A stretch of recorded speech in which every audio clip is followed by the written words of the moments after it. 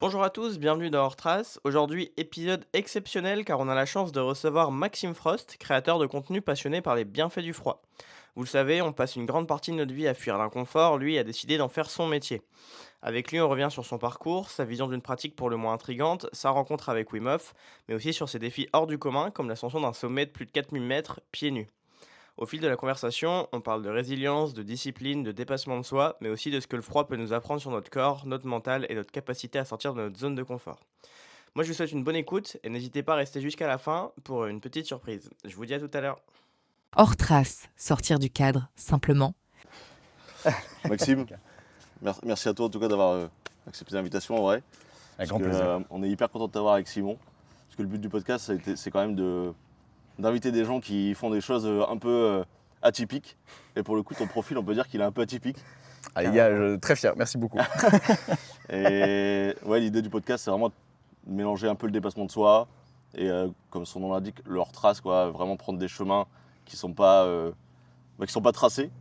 Et donc trop bien de t'avoir ici avec nous. En plus, c'est un magnifique endroit que tu nous as déniché. On ne donnera pas l'adresse parce que c'est secret. C'est J'ai secret. cru comprendre que Bien c'est sûr. secret. Donc là-dessus, on restera discret.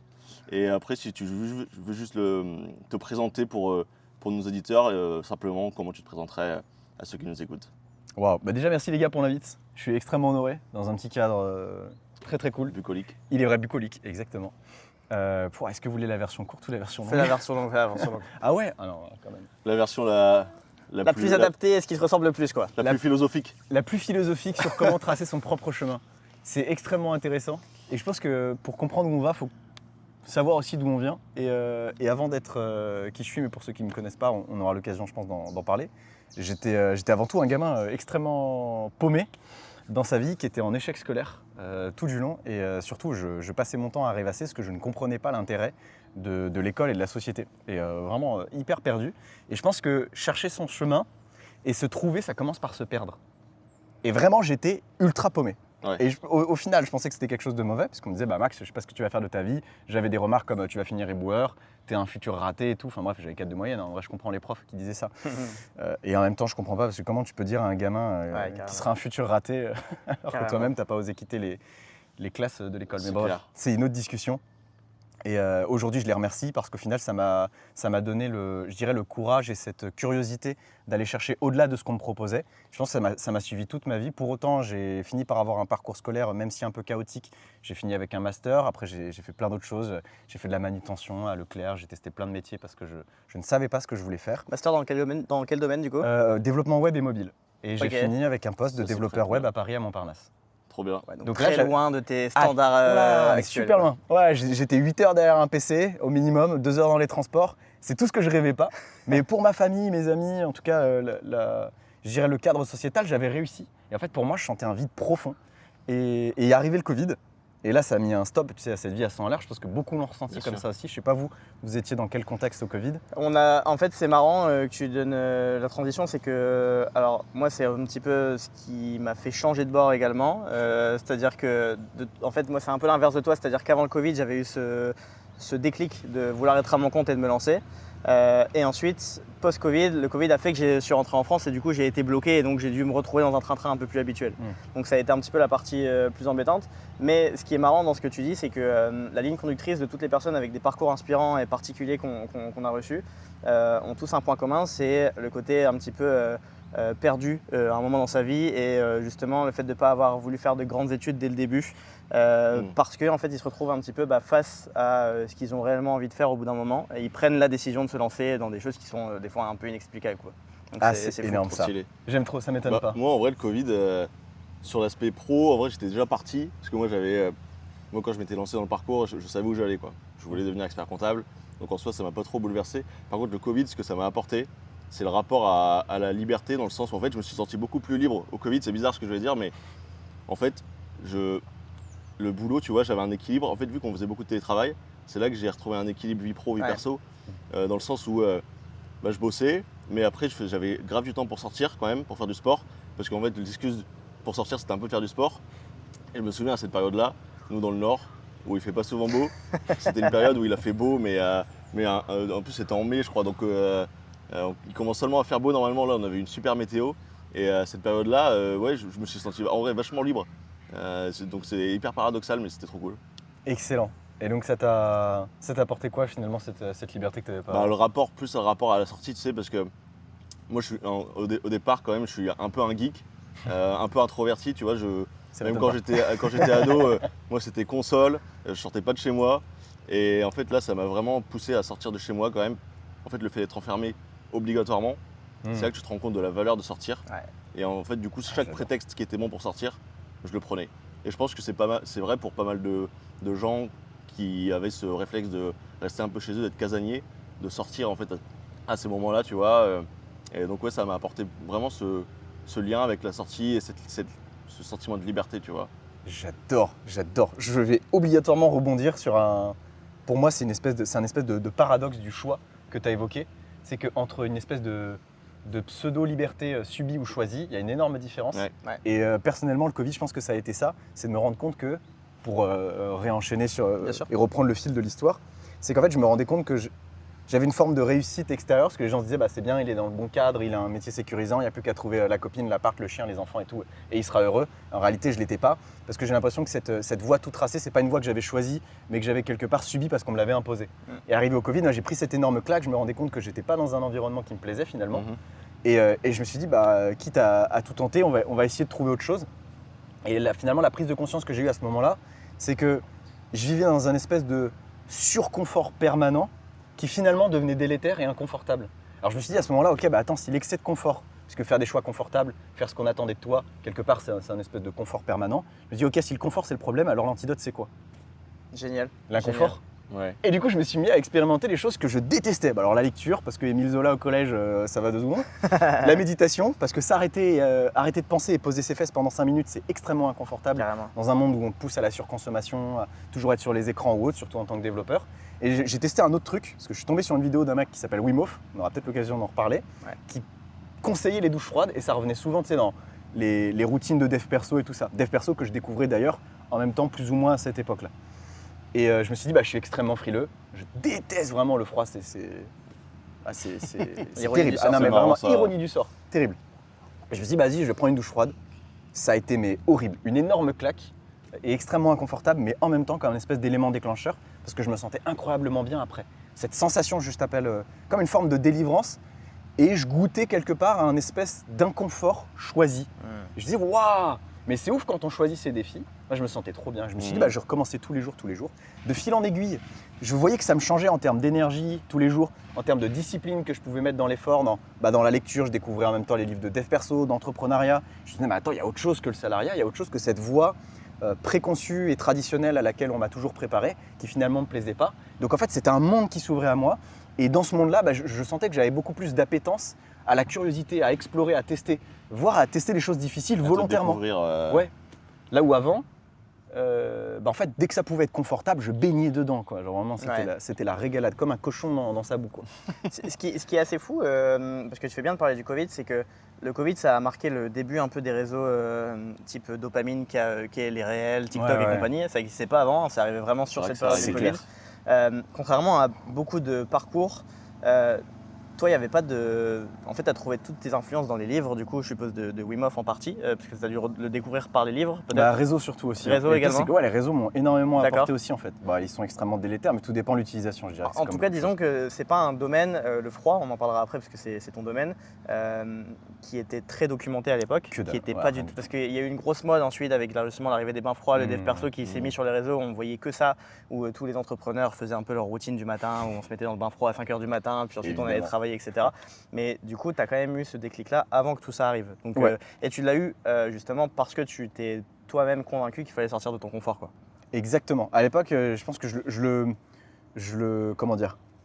comprenais pas encore comme ça, mais je commençais à déceler effectivement la puissance de, comme tu dis, cette forme de liberté choisie. Et aujourd'hui, en fait, avec le recul, je suis convaincu que la liberté, c'est pas pouvoir tout faire quand on veut, c'est la liberté de choisir ses contraintes. C'est ça qui va te rendre libre, puisque finalement, si on aspire à une vie facile, sans problème, ça, c'est pas la liberté. La chance de choisir ses problèmes, c'est ça qui finalement va t'apporter beaucoup plus de liberté. Parce que tu vas dire, ok, en fait, il y a des problèmes partout quelque part. Hein, quand t'es pas, je vais pas dire qu'être à son compte, c'est la liberté absolue, mais force est de constater que tu as plus de liberté dans tes choix, temporels, financières, géographiques, c'est évident.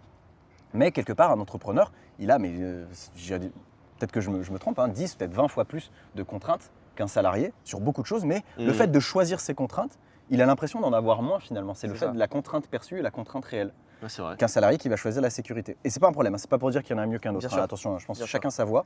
Mais du coup, j'ai découvert la joie de la contrainte choisie. Et en fait, ça m'a tellement inspiré. Donc, pour finir, je vais essayer d'emboîter le pas un peu rapidement quand même. Ça m'a donné tellement de courage au quotidien de me dire, mais attends, il y a quelques semaines, j'avais l'impression de subir ma vie, j'aimais pas qui j'étais, j'aimais pas ce que je faisais, j'aimais pas ce que je devenais. Et là, je commence à entrevoir une infinité de possibilités. Je me dis, ok, tu sais quoi, je vais me mettre à l'épreuve pour voir. Et je vais essayer de réaliser un rêve que j'avais toujours dans le collimateur depuis ado. C'était de gravir le Mont Blanc. Alors, imaginez, Covid, frontières fermées, rien du tout. Et j'appelle un guide, je fais écoute, j'ai envie de gravir le Mont Blanc. Il me dit écoute, il y a peut-être moyen s'il y a des créneaux et tout, l'été qui se libère, si c'est autorisé. Mais vas-y, viens, tu sais quoi, on réserve, fais ce que tu peux. Alors je m'entraînais, j'allais à Paris du coup à vélo. J'avais une tour de 19 étages, donc je faisais des allers-retours pendant mes pauses dans les escaliers. T'étais sportif de base pas quand du même tout. Non, franchement, pas assez. Je grimpais, c'était le seul sport dans lequel je m'amusais, mais pas suffisamment sportif, surtout pour une montagne. Parce que j'avais le quotidien du Parisien, quoi. Ouais, c'est marrant, ça me fait penser à l'histoire de Mathieu Blanchard qui racontait que lui, quand il s'est mis à la course, son truc c'était d'aller courir pareil, d'aller au boulot en courant tous les jours. Et du coup, ça lui faisait 20 km aller-retour. Et c'est comme ça qu'il a commencé à prendre goût à la course et au trail. Et du coup, je trouve ça, par rapport à ce que tu disais en montant les marches de ta tour. Ouais, carrément. Il faut avoir une déterre qui est quand même tu folle. fais avec ce que tu as sous la main, quoi. C'est ça, je trouve que c'est beau de faire avec ce qu'on a. C'est vrai que Mathieu Blanchard, maintenant, il a gratté les extrêmes, quoi. À la fois très bureaucrate, hyper dans le marketing et tout, et aujourd'hui hyper outdoor et tout. Ouais, enfin, bref, fou, ça. je trouve ça impressionnant. Et ben tu vois, je pense que c'est cet élan de curiosité qui peut nous amener à trouver son chemin, mais on étaiera un peu plus après. Et dans l'idée, 4 mois plus tard, j'étais au sommet du Mont Blanc et je réalisais un rêve. Et là, à ce moment-là, je pense le plus beau cadeau que m'ait offert cette montagne, c'est d'entrevoir la possibilité que en fait, rien n'est impossible si tu t'autorises à le faire. C'est même pas une question de se donner les moyens et tout, en fait, quelque part. Si c'est s'autoriser à expérimenter autre chose que ce qu'on t'a montré ou tenter des choses qui te paraissent impossibles et finalement tu te rends compte que en fait, il y a peu de choses qui sont vraiment impossibles en soi. Et donc après, j'ai tout tenté, comme si rien n'était impossible, pour voir jusqu'où je pouvais aller. Donc après, j'ai fait des lacs gelés et un jour, j'ai posé ma caméra et je me suis dit, ok, aujourd'hui, tu sais quoi, je vais exposer au monde ce que je fais, parce que je trouve ça drôle et en même temps assez étonnant. Je m'épatais moi-même à l'époque. C'était surtout moi que je me surprenais. Je me dis, je vais le partager parce que c'est trop drôle ce que j'ai trouvé à travers les bains froids et à travers le froid. Parce que du coup, tu as eu le sentiment quand même de fierté vis-à-vis de toi-même, quoi. Ah bah grave. Et puis de voir à quel point ça avait transformé ma vie, mais autre que sur l'aspect santé qui revient beaucoup en termes de froid. Moi, c'était surtout mentalement et en termes de qualité de vie. C'est impressionnant ce que ça m'avait apporté. Et j'en reparlerai après. Et du coup, j'ai fait cette vidéo et je me suis dit, après, je me suis jamais arrêté de partager. Ouais. Et en fait, depuis fin 2021, j'ai partagé du contenu sur le dev perso, le froid, la santé. Et finalement, au-delà de ça, en fait, des principes très philosophiques qui me sont chers. Qui tournent notamment du fait de cultiver l'inconfort volontairement pour grandir. Et en fait, aujourd'hui, j'ai plus de 200 000 personnes qui me suivent. Comme je considère qu'il y a peu d'acteurs francophones sur le froid, je me suis rapidement fait une place. Après, il faut dire que j'étais autistiquement passionné. Hein. Ça n'arrive pas comme ça, j'ai fait des vidéos, les gens m'ont suivi en mode « trop cool, il parle de froid et tout ». Après, il y avait d'autres acteurs qui m'ont aussi ouvert la voie, donc des mecs comme Wim Hof à l'international qui sont connus. Tu avais des gars comme Eric Flag qui avaient déjà fait du contenu sur le froid, que je trouvais passionnant, des mecs comme Emilio Abril. Et puis après, tu as beaucoup de youtubeurs qui ont testé la routine douche froide ou bain froid. Et finalement, tout ça dans un espèce d'engrenage où il y avait beaucoup de gens qui testaient des défis sans vraiment aller en profondeur sur le sujet. Moi, je suis vraiment arrivé avec toute la recherche scientifique, toute la démarche empirique où je testais les choses moi-même, j'ai fait beaucoup d'erreurs. Je me suis dit, j'ai accumulé tellement d'expériences, de connaissances, il faut que je les partage. Et comme là, il y avait de la vraie théorie, il y avait des protocoles, il y avait plein de choses, finalement, je pense que ça a beaucoup plu et sachant que c'est quand j'ai rapidement creusé mon trou. C'est quand même un domaine qui est très controversé, parce qu'on parle de l'aspect santé, on parle des bienfaits, etc. C'est aussi, il y a quand même beaucoup de préjugés sur ce domaine-là, sur le fait que, tu vois, on a tous entendu quand on était petit, il ne faut pas aller dans un bain froid parce qu'on va tomber malade. Je sais que tu en parles beaucoup sur tes réseaux, et moi j'en rigole beaucoup avec ma femme parce que des fois je lui dis, on peut pas tomber, on peut pas attraper froid, comme tu le dis parfois. Et elle se fout toujours de ma gueule parce qu'elle me dit, mais arrête, tu dis n'importe quoi et tout. Et ça c'est hyper intéressant parce qu'effectivement, ça va à l'encontre de tout ce qu'on apprend quand on est petit justement. Et en fait, on se rend compte de tous les bienfaits et on en parlera après. Juste pour comprendre vraiment ton cheminement, parce que tu as eu ce déclic justement de l'inconfort, etc., qui t'a amené vers le bain froid. À ce moment-là, tu restes quand même salarié du coup dans une boîte. À partir de quel moment tu te dis, là j'ai le déclic, je veux que ça devienne ma vie entière et je veux quitter mon boulot et me consacrer à ça à 100%, parce que c'est quand même un risque qui est quand même assez poussé, quoi. Grave. Oh, très bonne question en vrai. Et je pense que déjà le déclic, peut-être la décision s'est faite en amont, mais le temps que les choses se mettent en place, ça prend toujours du temps. Mais je pense que j'ai été poussé vers ça à partir du moment où, bah, tu vois, je plongeais dans les livres de dev perso, d'entrepreneuriat, donc je découvrais la semaine de 4 heures, tout le monde n'a pas eu la chance de rater ses études d'Olivier Roland, des choses comme ça. Et là, je me dis, waouh, mais attends, mais il y a un monde qui s'ouvre à moi. Et finalement, arrivé à la fin de mes études, au moment où je pouvais emboîter le pas sur un CDI, j'avais la possibilité d'avoir un peu de chômage. Et je me suis dit, attends, mais c'est trop drôle. J'avais déjà réuni une belle communauté. Je me dis, mais attends, j'ai envie d'aller plus loin. Donc là, je suis obligé de dire à mes parents et à mes grands-parents, bah écoutez, en fait, vous vous êtes cassé la tête pour que je fasse de longues études. Je vais m'arrêter après mon master pour faire des vidéos. Ah, tu te doutes bien, c'était la douche froide pour eux, c'est le cas de le dire. Mais ils m'ont dit, bah écoute, Max, en vrai, on ne sait pas du tout ce que ça représente. Ça a l'air totalement débile ce que tu vas faire, mais on te fait confiance. Et puis tu sais quoi, au pire, bah, dans 2 ans, au pire, bah, tu as un matelas de sécurité. Et tu reprendras un taf normal. C'était ça le plus important pour eux, peut-être c'était la sécurité. Ouais, mais bien sûr, c'est normal. En fait, ils veulent mon bonheur et c'est pas des clés avec lesquelles ils peuvent comprendre. Enfin, en tout cas, ils n'ont pas ces clés-là. Ils n'ont pas la lecture que moi j'avais. C'est pas les codes. C'est pas du tout les mêmes générations. Mais en tout cas, ce qui est cool, c'est qu'ils m'ont fait confiance. Ils m'ont dit, écoute, t'as 2 ans pour tester. Si ça marche, tant mieux. Si ça marche pas, au pire, voilà, tu reprendras un taf. Trop cool. T'as des parents qui sont entrepreneurs? Excuse-moi de te couper. Non, pas du tout. Non, deux CDistes très compliqués. On peut pas dire que j'ai baigné dans l'abondance et la richesse, c'était plutôt tout l'inverse. Et je pense que ça a aussi participé à créer une forme de frustration. Je me dis, ok, mais moi j'attends plus de la vie parce que on s'est privé, je me suis privé une grosse partie de ma vie. Je me suis dit, non, je vais quand même aussi aller explorer aussi. Il y a cet aspect de liberté financière qui est effectivement attrayant dans le fait de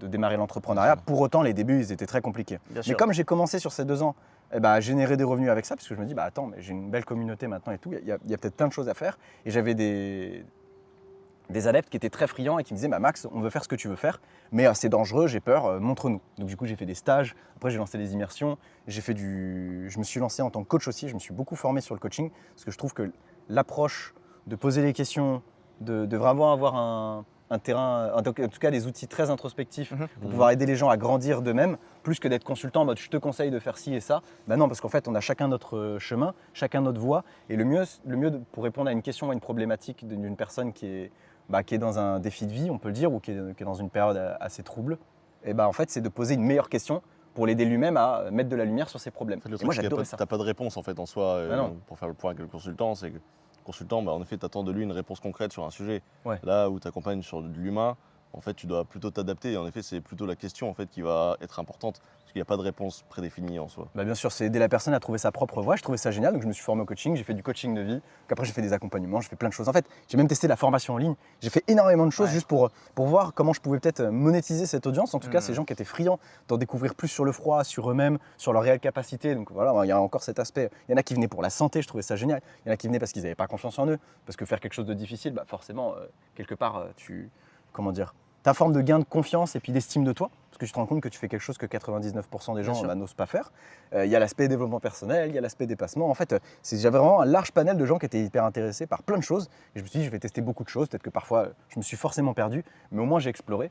Et j'ai fini par trouver un filon qui, à la fois, permettait de générer des revenus, là où je kiffais, et finalement où j'avais aussi une grande liberté. Et j'avais toujours pas l'impression d'échanger mon temps contre des revenus qui me permettaient de vivre finalement cette vie à laquelle j'aspirais, c'est-à-dire beaucoup de liberté pour pouvoir me balader, faire mes randos, mes lacs gelés, partager ça avec des gens. Et finalement, parfois, je me suis aussi perdu. J'ai passé beaucoup de temps à bosser et je voyais plus la lumière du jour. Et bref, j'ai gratté les extrêmes à plein de moments, mais force est de constater que j'ai fini par trouver une voie qui me plaît, où j'ai un bel impact sur les gens. Et moi, je me régale au quotidien. Mais ça a pris 4-5 ans quand même. Mais 4-5 ans, c'est 4-5 ans de bonheur. Ouais. Alors, pour ceux qui écoutent quand même, parce que ça paraît logique pour nous, mais est-ce que tu peux lister plus ou moins quels sont les bienfaits du froid et surtout nous dire, d'après toi, quel est le plus gros impact est-ce qu'il est plutôt d'un point de vue santé ou est-ce qu'il est plutôt d'un point de vue développement perso, dépassement de soi? Tu vois, tu as quand même une certaine aisance, alors forcément à la caméra parce que je pense que c'est ton métier, mais dans ton relationnel aussi, ça se remarque aussi que tu as une sorte d'aura, tu as quelque chose en tout cas que tu véhicules. Est-ce que c'est lié justement pour toi à ce côté bain froid qui t'a permis d'aller chercher de l'inconfort? Est-ce que, en tout cas, pour toi, quel est le plus gros bienfait de tes bains froids? Excellent. Eh ben, je pense qu'il y a 3 questions en une, Ouais, quelque carrément. part. La première déjà, c'est qu'on est tous différents et on va tous avoir comme des problématiques ou des enjeux sur lesquels on va travailler qui sont différents. Donc forcément, le froid va agir différemment. Je sais pas, toi, tu as un gros problème de santé, par exemple, cardiovasculaire. C'est pas le cas, mais admettons pour toi de résoudre ça, en fait, ça va être tellement important parce qu'en plus, on sait que les problèmes de santé, c'est des problèmes qui sont beaucoup plus importants que les autres parce que quelqu'un en bonne santé a 1000 problèmes, quelqu'un en mauvaise santé n'en a qu'un. Il veut juste être en bonne santé, Bien sûr. tu vois. Donc en fait, quelque part, résoudre ce problème-là, toi, ça va changer toute ta vie. Parce que quelqu'un qui a le cancer, il guérit du cancer, je veux dire, il n'a plus de problème dans sa vie. C'est le mec. l'objectif. Mais rien à voir. Et tu vois, nous, on a tous des vrais faux problèmes en Occident notamment. Mais je pense que sur ces vrais faux problèmes-là, là où le froid pour moi va principalement agir, c'est en fait, ce que j'adore, c'est l'espèce de changement identitaire. Tu vois, j'appelle ma communauté les givrés, c'est pas pour rien. Être givré, c'est quelque part, ça reflète un peu cet aspect folie, mais ça reflète aussi l'aspect de tout s'autoriser et d'oser voir aussi les choses différemment et de faire des choses un peu folles, puisque dans ce monde un peu complètement taré, la vraie folie, c'est d'en manquer. Je pars de ce principe-là. Et en fait, quand tu fais quelque chose de dur déjà tous les matins, tu te mets dans une dynamique qui est totalement différente. Imagine, tu sors de ton lit, t'es vaseux, la première chose que tu fais, c'est de te jeter sur ton café ou ton téléphone pour scroller, pour essayer de, comment dire, une espèce de contrebalancer, une espèce de mal-être global où tu te dis, mais quelle journée de merde, encore un lundi. Et en fait, le réconfort en fait. tu cherches le réconfort dans le confort et ça t'aide pas du tout parce que tu continues ta journée comme ça. Je dis souvent, la première heure de ta journée, ce qu'on appelle la golden hour, c'est un peu l'heure qui va conditionner le reste de ta journée. Et tu marches dans une merde de chien, il y a quelqu'un qui t'insulte dans la rue, des retards dans les transports. Toute la journée, tu vas avoir la tête dans le cul, tu vas être... Tu vas engueuler Martine, la secrétaire, parce que tu vas essayer de passer tes nerfs sur quelqu'un. Tu c'est vois. vrai. Non mais c'est terrible, Bisous mais à ça va te Martine. conditionner. Désolé Martine, gros bisous à elle, parce que je l'adore. Et finalement, si tu commences ta journée autrement en disant « Ok, bah là je me lève de mon lit, je vais avaler le crapaud », c'est un concept d'ailleurs d'un bouquin qui existe où tu fais la chose la plus dure dès le matin, en tout cas une chose qui te donne l'impression, tu vois, de vraiment sortir de tes gonds et de contrebalancer cet effet où tu vas être vaseux. Et en fait, tu vas faire quelque chose qui déjà te fait du bien d'un point de vue santé, t'énergise parce qu'il y a de réels bienfaits sur la libération d'hormones comme dopamine, noradrénaline, endorphine. Tu vas te sentir incroyablement bien, donc physiologiquement ça va se ressentir aussi. Mentalement, tu boosts de confiance, tu vois, putain, je fais un truc super dur ce matin, trop stylé. Tu sors de cette douche, et ben en fait, ce que j'adore dans ce concept de la douche froide, c'est que c'est très lié à un concept de développement personnel qui est juste de te faire passer d'un point A à un point B. Mec, le principe du développement personnel, c'est d'apporter plus de paix et de bonheur au quotidien. D'ailleurs, la plupart des gens aujourd'hui appliquent très mal le développement personnel.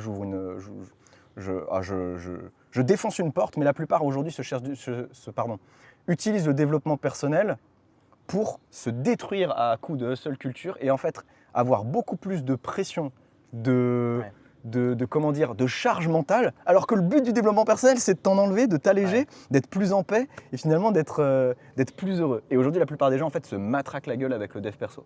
Mais alors que la base du dev perso, c'est de faire passer une situation A, je me sens pas bien ou j'ai tel problème, à une situation B, je suis libéré, je considère le problème différemment, ça se trouve le problème est encore là, mais force est de constater que je me sens mieux par rapport à ça. C'est ça le principe du En fait, dev depuis perso. que c'est devenu un business, depuis que c'est devenu un business, je pense qu'on pousse les gens à faire du dev perso même s'ils n'en ont pas envie.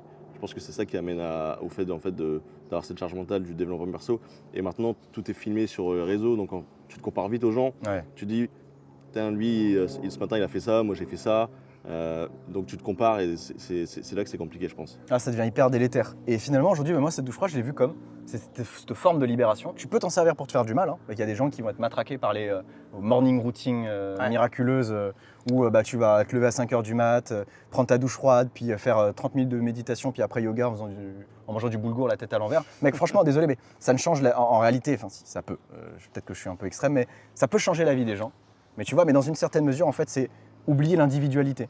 Oublier qu'on est tous différents, il y a des choses qui vont marcher avec d'autres pas. J'ai testé ces fameuses routines et franchement, désolé de se lever à 5h du matin, enfin, moi ça me débecte. Hein. Je préfère me lever à un bon 7h et être en pleine forme, Bien tu sûr. vois, et avoir mes 8h. En fait, disons que la base du dev perso aussi, c'est des fois de bousculer ses habitudes, mais maintenant, la mode, c'est devenu de mettre 10 nouvelles habitudes d'affilée. Et on se rend bien compte que c'est impossible à tenir pour le coup.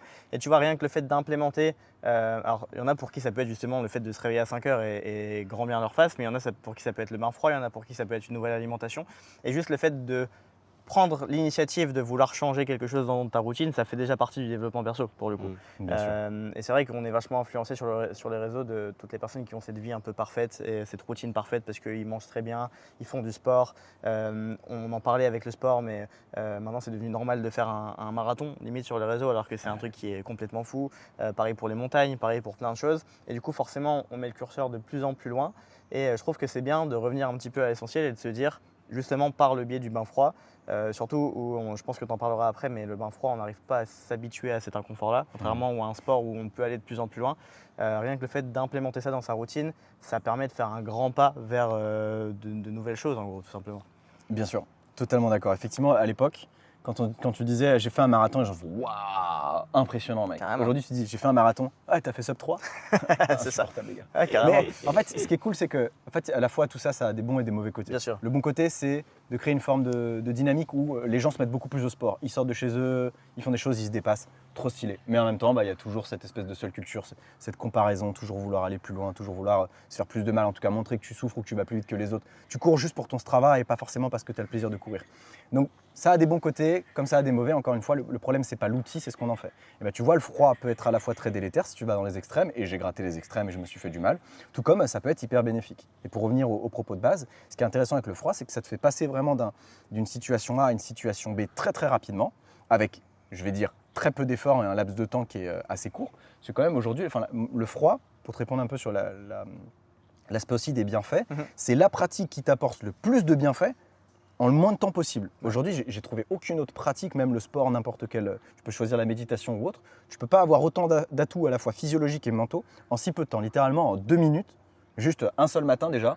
Ça va avoir à la fois des effets immédiats et des effets long terme qui vont être extrêmement concrets. Ouais. Tu vois, comme je te disais, la dopamine et tout. Et le fait de sortir de ta douche avec une vision totalement différente de la façon dont tu vis, parce que tu sors de ta douche, tu vas être plus positif, ne serait-ce que par les hormones et par cette sensation et ce sentiment de gain de confiance que tu viens d'avoir. Et du coup, ta journée, tu vas la passer totalement différemment. On parlait de Martine tout à l'heure, peut-être que là, tu vas pas passer tes nerfs sur Martine, parce que tu auras l'impression d'avoir passé un très bon début de matinée, parce que déjà aussi, tu auras ce sentiment, quelque part, d'être acteur de ta journée. Ouais. Et ça, c'est totalement différent. Quand tu te lèves du pied gauche, que tu traînes ton pied toute la journée là jusqu'au bureau après avoir passé 2 heures dans les transports, c'était super chiant, et d'avoir vu tout le monde faire la gueule, je peux te garantir que tu n'as pas l'impression et tu n'as pas le sentiment d'être acteur de ta vie. À ce moment-là, tu as plus l'impression de la subir. Et ça aujourd'hui, je vais être franc, je pense, et c'est un peu le fond du problème, que c'est ce qui manque à beaucoup de gens qui passent à côté de leur vie, c'est de ne pas être vraiment l'auteur de leur histoire. Et d'avoir le sentiment, même si ce n'est pas le cas, le plus important, c'est pas ce que tu vis, c'est la façon dont tu le ressens et dont tu le vis. Si c'est pas grave, à la limite, si tu es dans ton job, que tu n'aimes pas trop, tu as l'impression que c'est un peu bullshit, au moins ça te permet de vivre, de profiter de tes vacances ou de la vie à côté. Très bien, mais qu'au moins tu aies le sentiment d'être acteur de ça et de l'avoir choisi. Et moi, je pense que c'est énormément ce qui me manquait, et c'est là où je fais le parallèle avec, je peux terminer là-dessus, avec cette grosse transition qui s'est faite, c'est qu'avant, j'avais l'impression d'être spectateur de ma vie, de ne pas être libre de mes propres choix. Aujourd'hui, même si j'ai une vie qui est, je vais être franc, 100 fois plus contraignante, avec par contre beaucoup plus de liberté, c'est ça qui est paradoxal, j'ai l'impression d'être acteur de ma vie et je me sens incroyablement chanceux au quotidien, sincèrement. Trop bien. Parce que j'ai choisi ça, tu vois. Carrément. Même si c'est plus contraignant, j'ai choisi. Et ça change tout. C'est la différence. C'est fou, c'est Ouais. fou.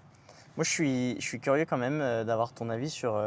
parce que, tu vois, tu le disais, tu es arrivé dans un système qui ne te correspondait pas du tout, justement de par le chemin classique, tu sais, avec l'école. Ensuite, tu fais des études, et ensuite tu finis par avoir un CDI, et puis tu rentres dans la routine et le train-train classique, qui est quand même la routine de 99% des gens, pour le coup. C'est vrai. Quelle est ta vision sur, justement, un petit peu ce système... Alors là, on va loin dans les réflexions et après on se recentrera sur le sujet. Mais c'est hyper intéressant parce que tu as une vision justement, le fait d'être acteur et d'aller au bout de ses choix. Tu vois, il y en a plein qui ont l'envie d'aller poursuivre leurs rêves, mais pour autant dans leur tête ça paraît tellement impossible parce qu'on les a conditionnés pendant 15 ans, 20 ans que le chemin classique c'était d'être en CDI et de partir en vacances 5 semaines par an et voilà. Est-ce que toi tu penses que notre système est entre guillemets mal foutu, ou en tout cas est-ce qu'il y aurait des choses à revoir pour que les gens puissent s'ouvrir un peu plus à tout ça quoi? Ok.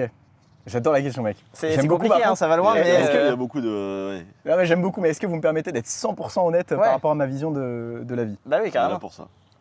Magnifique. Moi, je considère que le système est extrêmement bien fait pour qu'on fasse ce qu'il attend de nous.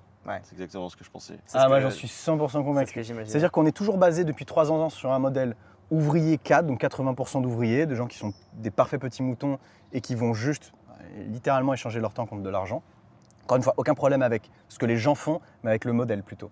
Et 20% de cadres pour diriger un peu le tout, avec un très faible pourcentage d'élites qui vont profiter de tout ce que la société génère et qui vont se faire du gros blé dessus. Et aujourd'hui, en fait, le fait qu'on dise souvent à l'école, il manquait telle chose, il manquait telle structure, par exemple pour les élèves qui étaient potentiellement un peu comme moi, qui sont perdus. C'est un modèle où tu es juste là pour recracher de l'information et pas pour développer des capacités cognitives, de réflexion, d'application. Non, c'est juste retenir, recracher, oublier, basta, tu vois. Et en fait, il n'y a pas de cours de nutrition, il n'y a pas de cours de gestion financière. Mais non, mais pourquoi tu voudrais que les gens mangent bien et soient en bonne santé? Est-ce que ça profiterait à un système capitaliste basé sur la surconsommation? Non, pas du tout. Et encore une fois, aucun problème avec le système capitaliste. On en profite très bien d'un jour aujourd'hui, parce que sinon on ne pourrait pas être des entrepreneurs. Mais à la fois, c'est parce que justement on est dans ce système-là et qu'on a un pied dedans qu'on peut le changer. Et aujourd'hui, j'ai vraiment une aspiration à permettre aux gens de prendre conscience qu'ils sont dans un système qui est délétère et qui ne veut pas forcément leur bien. Au contraire, juste que tu consommes, que tu sois très tendre et très sage, que tu ne remettes rien en question, donc forcément ne pas développer les capacités cognitives qui vont avec. Et je pense que ça fait aussi partie de ce qu'on nous donne à la télé, ce qu'on nous donne aux infos, des infos qui sont extrêmement anxiogènes, de la malbouffe qui ne va pas nous permettre d'avoir ces capacités aussi cognitives qui vont avec, de ne surtout pas nous pousser à nous améliorer, parce qu'il ne faudrait surtout pas qu'on prenne conscience du système dans lequel on est, d'où est vraiment le problème. On est encore dans un système marxiste, tu vois, il y a la gauche et la droite. Je trouve ça, moi, ça me débecte que les gens se mettent sur la gueule, alors que le vrai problème est juste derrière eux, mais bon, il faudrait déjà pouvoir se retourner, avoir cette capacité-là de réflexion. Et comme les gens sont très dociles, ils ne peuvent pas se retourner contre ce système. Moi, je pense que le système est parfait, que les gens ne se sentent pas à leur place et qu'ils soient perdus. Mais parfait, parce que quand tu es perdu, que tu es malheureux, qu'est-ce que tu fais? Tu vas te jeter sur une Bien série, sûr, tu la consommes, bouffe, ouais. tu Bien vas sûr. consommer. Et en fait, c'est super facile. Le système est parfait pour ce qu'on attend de lui. J'en Incroyable. suis convaincu. Mais je suis convaincu aussi qu'à notre échelle, on peut changer. Et comme Gandhi disait, c'est incarne le changement que tu veux voir dans le monde. Moi, j'ai envie que les gens, j'aspire à ça parce que je le vis aussi, que les gens prennent conscience de leur capacité, du réel pouvoir qu'ils ont, que c'est pas une élite qui commande, c'est-à-dire que si t'en as marre de voir toutes ces merdes ultra transformées dans les magasins, c'est bien parce qu'il y a des gens qui remplissent les caddies avec. Bien sûr. C'est trop bien. Si t'en as marre de voir des gens qui sont décérébrés et qui sont aliénés devant Hanouna, qui commandent tous les soirs Uber Eats, c'est aussi parce qu'ils ont la capacité de le faire. Ils ont la télécommande dans les mains, ils ont le téléphone. Et à un moment donné, c'est eux qui ont pris la décision. Je veux que les gens se responsabilisent vis-à-vis de leur choix, arrêtent de remettre la faute sur des influences extérieures. C'est la faute de la société, c'est la faute des banques, c'est la faute de Macron. C'est ta faute. Non, à la limite, ça peut être de leur faute. Mais c'est de ton entière responsabilité de faire en sorte que ça change. En fait, le système se reproduit par mimétisme, parce qu'en soi, cette reproduction vraiment du chemin tout tracé, en fait, ça existe depuis bien avant nos parents, nos arrière-parents, carrément. etc. Grave. Et je pense que même, on se rend pas compte, en fait, des fois, quand on rentre dans le système et que du coup, par mimétisme, on essaie de pousser les gens à faire pareil que nous. En fait, c'est comme ça qu'on arrive à reproduire le système. Et en fait, ça, on se rend plus compte, je pense. Et moi, quand j'ai décidé de devenir expert comptable, en fait, ce qui me passionne, moi, dans l'accompagnement des entrepreneurs, c'est ça, c'est de pouvoir avoir des gens qui sont sortis du cadre et qui ont pris leur destin en main, soit des fois par une passion, soit parce que un besoin matériel de se lancer et puis vraiment de sortir du cadre. C'est ce qui me passionne le plus, moi, en tant qu'expert comptable, et c'est pour ça que mon métier me passionne, quoi.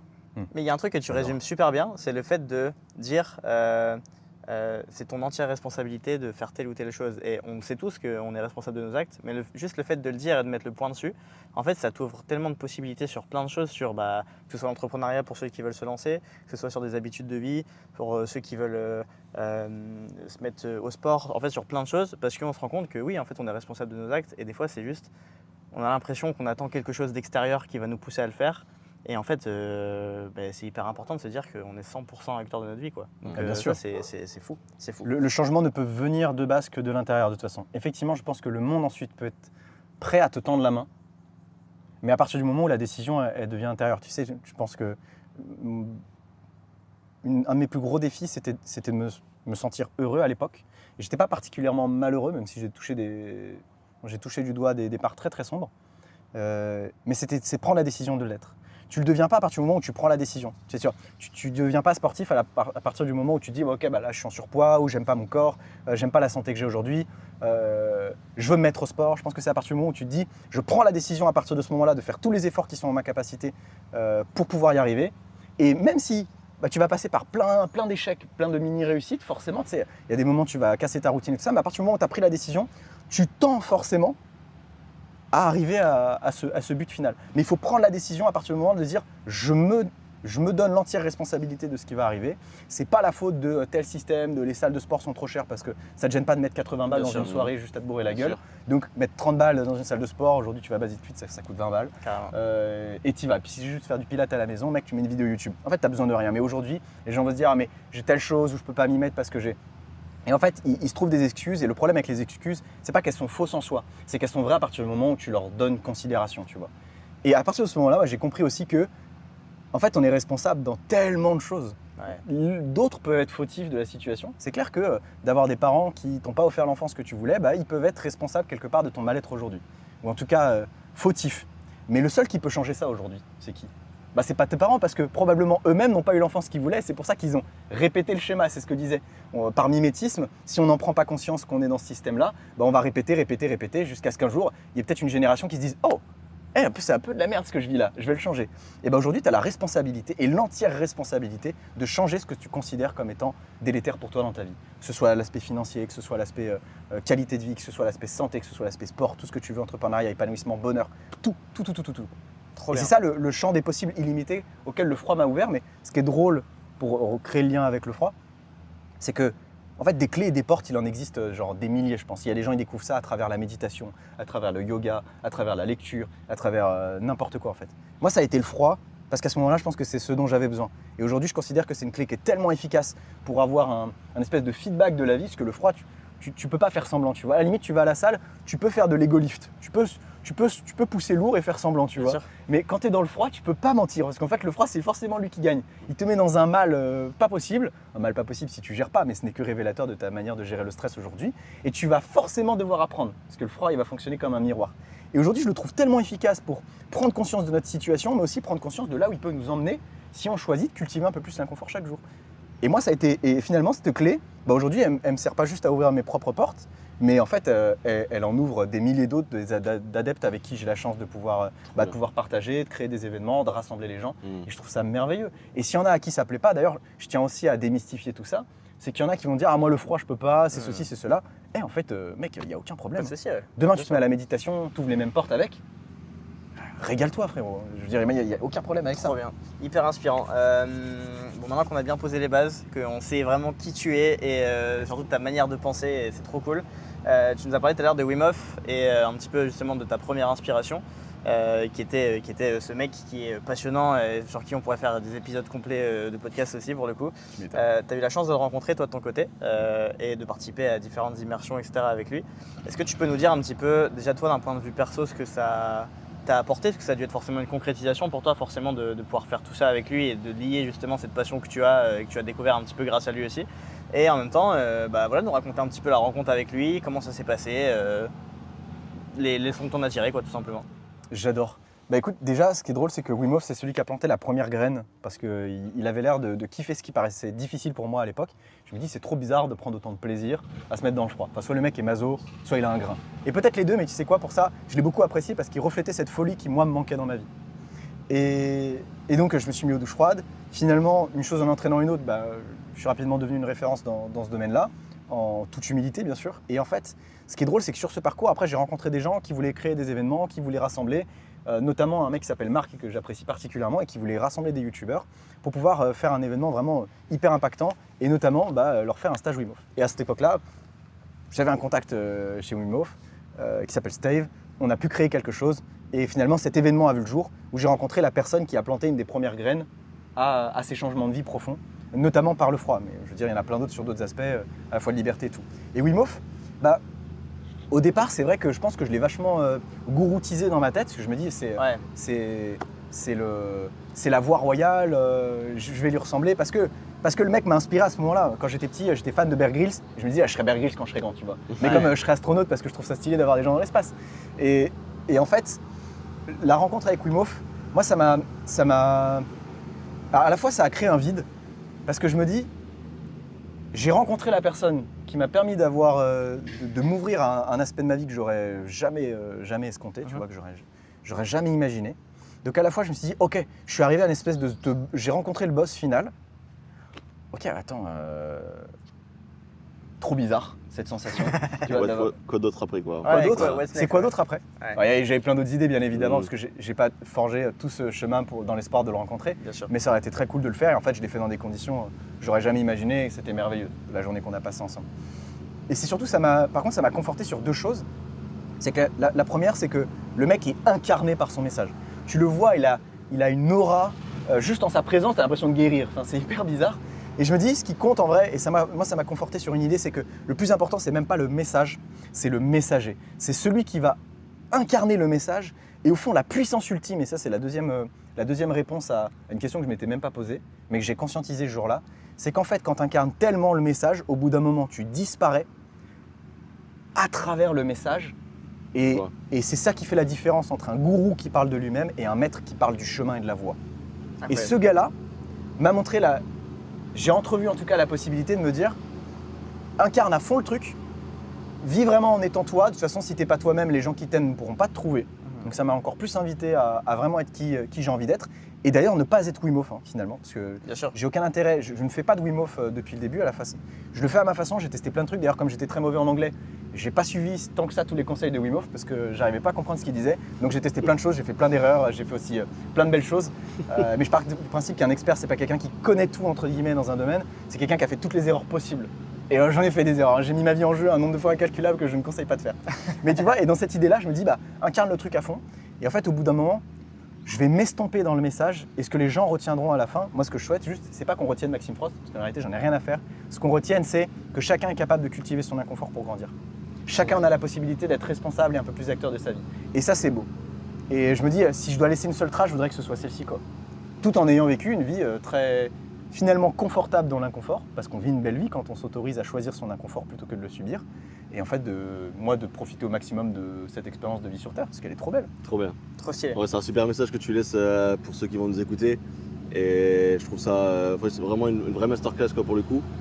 Et j'aimerais revenir sur l'aspect business tout à l'heure parce que je trouve ça intéressant aussi.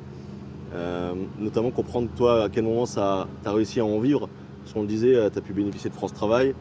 Et c'est important aussi de le rappeler pour ceux qui nous écoutent, qui ne savent pas, c'est que mine de rien, en France, on a quand même la possibilité de se lancer. On a des dispositifs en tout cas pour se lancer sans trop prendre de risques financiers. Vous avez potentiellement des ruptures conventionnelles à obtenir auprès de vos employeurs pour lancer un projet. Et puis il y a aussi maintenant pas mal un projet notamment qui est démission reconversion qui permet en gros si tu as 5 ans d'activité avant ta démission de pouvoir porter un projet de reconversion pro pour créer une boîte. Et là tu bénéficies du chômage et ça c'est hyper intéressant. Pour revenir sur toi, ton expérience, combien de temps, si tu te souviens un peu, c'est difficile peut-être de se souvenir, mais à quel moment tu te souviens avoir pu commencer à en vivre de ton activité? Est-ce que ça a mis du temps? J'aimerais bien avoir ton retour là-dessus pour les auditeurs. J'adore. Là, on sent l'expert comptable qui parle. J'adore, il a mis sa casquette. Je kiffe. Non, déjà, écoute, super bonne question. Et je pense que déjà, cette temporalité, elle peut être différente de beaucoup de personnes. Déjà, moi, il y a un truc qui m'avait, à l'époque, chagriné. Et en fait, ça m'avait mis une pression qui était franchement, dont j'aurais pu me passer. C'est de voir tous ces entrepreneurs sur Internet qui disent « Ouais, j'ai démarré il y a 3 mois, je fais 10 cas par mois, je fais ceci, je fais cela. » La réalité du terrain, c'est qu'un mec qui se lance en auto-entreprise gagne à peu près entre 5 et 900 euros au bout de 3 ans. Tu vois, c'est que dalle en termes de stats, si tu peux peut-être confirmer.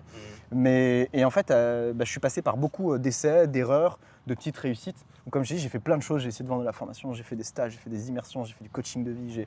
Et puis après, j'ai intervenu aussi en entreprise parce que du coup, j'avais des boîtes qui me disaient écoute, tu as l'air d'être bon en gestion du stress. Ça te dirait de baigner nos cadres là dans un bain glacé et tout. Alors, je me suis dit attends, mais comment je peux amener le froid en entreprise? Et du coup, ça m'a posé des problématiques auxquelles je n'étais pas confronté, mais auxquelles j'ai trouvé des solutions. Je fais venir de la glace, un bain, et je suis capable de le faire partout en France et même ailleurs, et où je suis capable de baigner des gens partout. Donc maintenant, j'ai rendu le froid mobile, tu vois.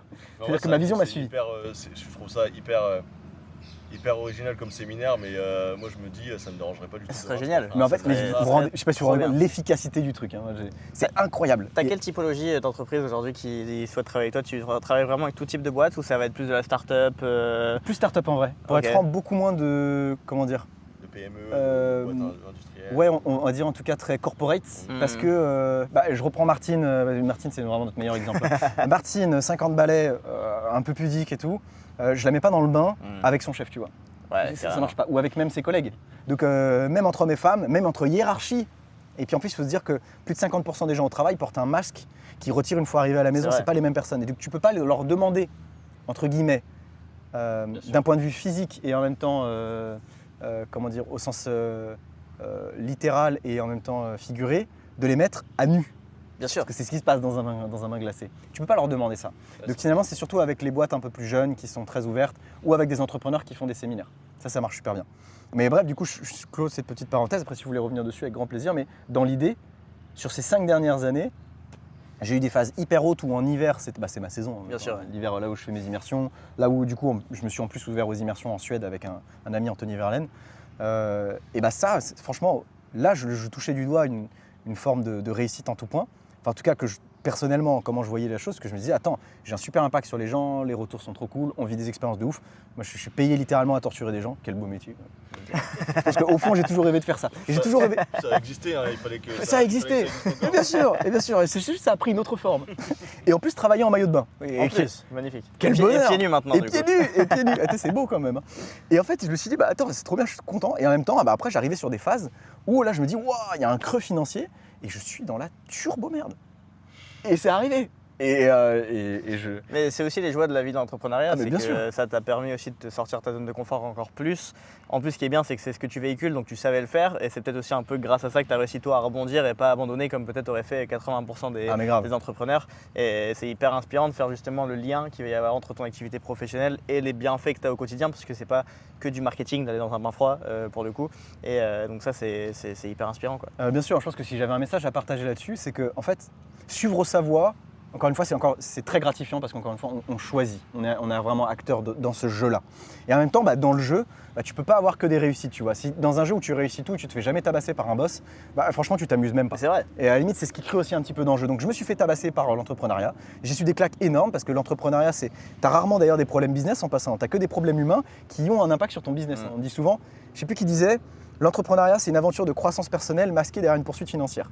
95% de tes problèmes, c'est pas des problèmes business. Hein. Si tu as du mal à vendre, c'est parce que tu as du mal à te vendre. Oui. Donc c'est parce que tu as du mal à reconnaître ta valeur ou que tu te sens pas à l'aise avec la vente. Donc moi, je me suis formé au closing parce que je me disais, mais attends, mais comment je peux vendre des trucs J'ai l'impression d'être un imposteur ou de voler les gens. Ouais. N'importe quoi, si tu les aides, bien sûr que tu les voles pas. Mais il a fallu déjà déconstruire plein de choses. Donc le nombre de croyances que j'ai dû déconstruire, en plus, comme je viens d'une famille assez modeste, les croyances liées à l'argent c'est sale, les riches volent aux pauvres, si tu gagnes de l'argent, tu voles forcément à quelqu'un, ceci, cela. Wow, j'ai dû déconstruire un max de trucs. J'en ai vu des thérapeutes, hein, je vous le dis les gars. Ah non, mais ça, les gens en parlent pas forcément, mais le chemin m'a tabassé, le chemin m'a aussi montré la voie pour obtenir ce dont j'avais besoin. Moi, je pars du principe, c'est que si tu veux un truc dans la vie, la vie, elle te dit, c'est possible, tu peux tout avoir. Par contre, il faut que tu te mettes au niveau de ce que tu veux. Et aujourd'hui, si tu es une personne qui a telle croyance, tel conditionnement, telle préconception de la vie, et que tu veux aller là, la vie, elle va te faire passer, comme avec des marches, elle va te faire passer des étapes pour que tu t'élèves et t'élèves ton niveau de croyance et ton identité à ce que tu veux.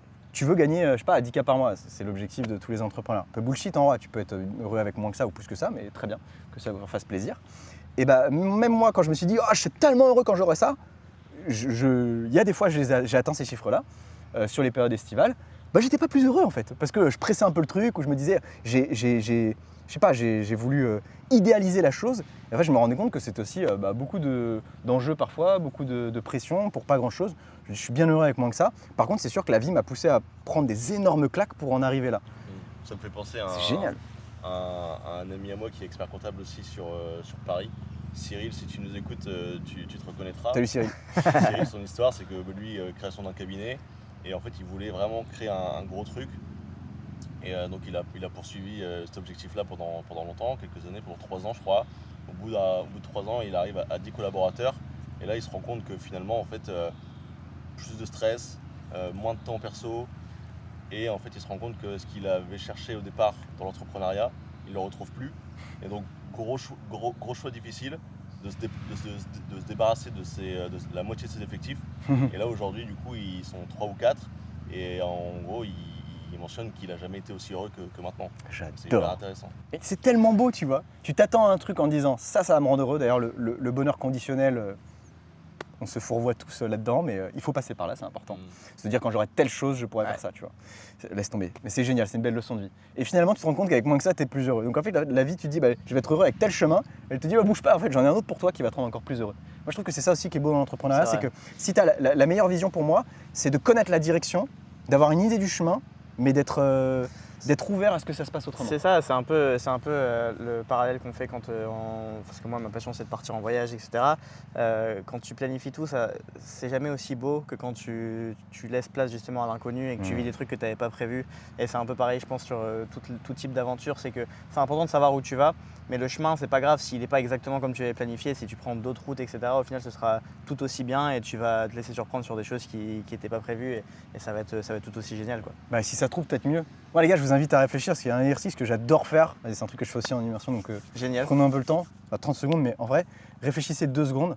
Tous les plus beaux moments, les plus grands moments de votre vie, est-ce que c'est des moments que vous aviez prévus? Non, clairement. À aucun moment, avec moi non plus. Est-ce que j'avais prévu, quand j'étais là, je bossais à Paris, à Montparnasse, et que je me faisais chier, je me disais, est-ce qu'un jour, je deviendrai Maxime Frost, je ferais des trucs trop stylés dans le froid, alors que je déteste ça? À aucun moment, je veux dire, mais le mec qui m'aurait dit ça, tu vas prendre une douche froide, tu vas changer ta vie et avoir un impact sur la vie des gens via la douche froide, même plus que ça. Je dis, mais Timéo, repose ta codéine, parce que là, tu pètes un crâne. Tu vois, et en fait, c'est ce qui s'est passé. Et parce que, Trop fort.